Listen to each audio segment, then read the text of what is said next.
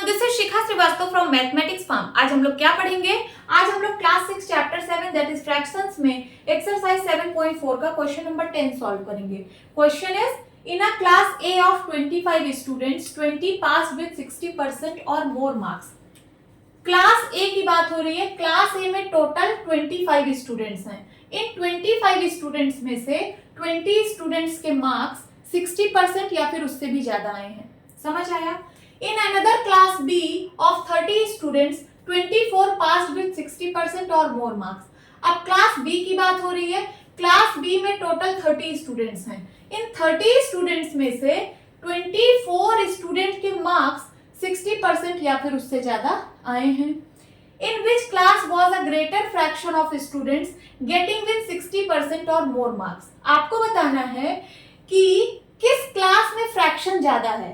Means ये जो fraction है स्टूडेंट्स के मार्क्स पाने का 60% या फिर उससे ज्यादा, वो किस क्लास में ज्यादा है। तो इसके लिए मैंने यहाँ पे एक टेबल बनाई है। ये क्लास का कॉलम है, दो क्लासेस हैं ए और बी। ये टोटल स्टूडेंट्स का कॉलम है, मीन्स क्लास ए में टोटल स्टूडेंट्स है 25 और क्लास बी में टोटल स्टूडेंट्स है 30। ये students passed with 60% or more marks का कॉलम है, मीन्स स्टूडेंट्स जिनके 60% या फिर उससे भी ज्यादा मार्क्स आ रहे हैं, ये उन स्टूडेंट्स का कॉलम है।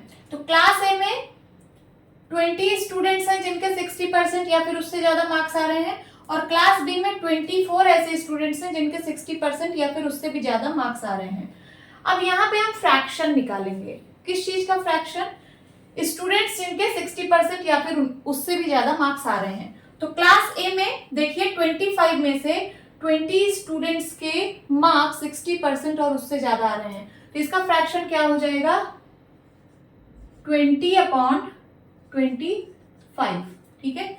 अब क्लास बी में 24 स्टूडेंट्स हैं, 30 में से 24 स्टूडेंट्स हैं जिनके मार्क्स 60% या फिर उससे ज्यादा आ रहे हैं, तो इसका फ्रैक्शन क्या होगा?